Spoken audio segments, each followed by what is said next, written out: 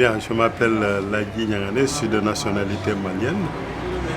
Je suis membre fondateur de l'Union régionale des coopératives agricoles, l'une des premières unions régionales en République du Mali.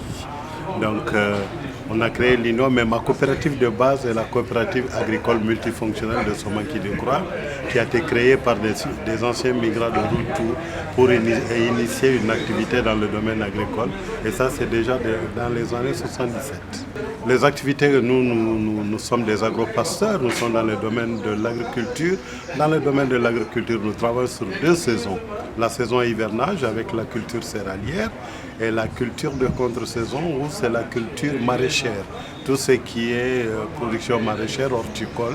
Nous faisons de la tomate, du gombo, des oignons, de la pomme de terre, tous les produits, horticoles pour la saison, la contre-saison.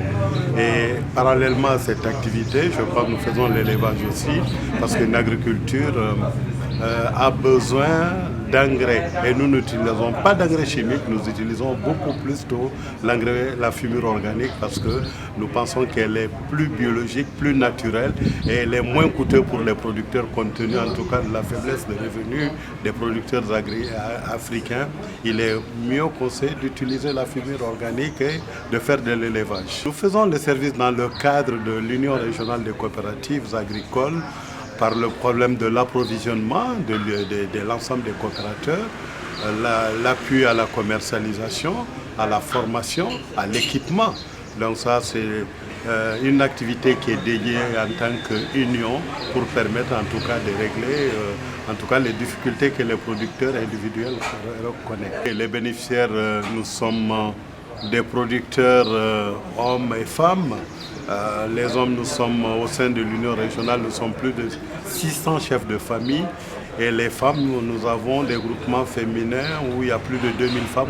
Dans le cadre des groupements féminins, nous menons des activités génératrices de revenus aussi.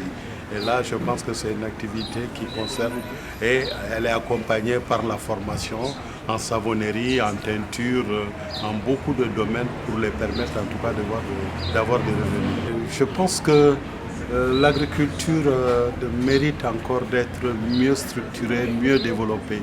Il est peut-être facile, nous, en tant que producteurs, de produire, mais le plus compliqué, le plus difficile, c'est la conservation des denrées périssables, tout ce qui est production horticole.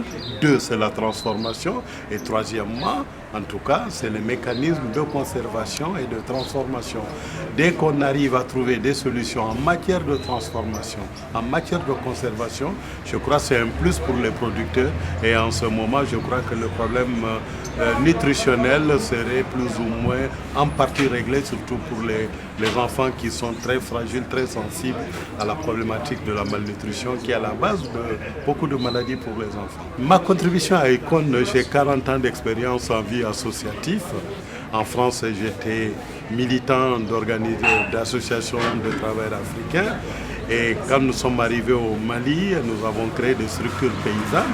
Et je crois à partir de l'expertise que nous avons en matière d'organisation, en matière de structuration, et compte tenu du fait qu'aujourd'hui, le développement n'est pas un facteur isolé, il faut mettre les synergies ensemble pour pouvoir faire face vraiment aux grands enjeux, aux défis qui se posent aujourd'hui vraiment au niveau du développement et le bien-être, en tout cas en milieu rural, beaucoup plus au niveau de la population.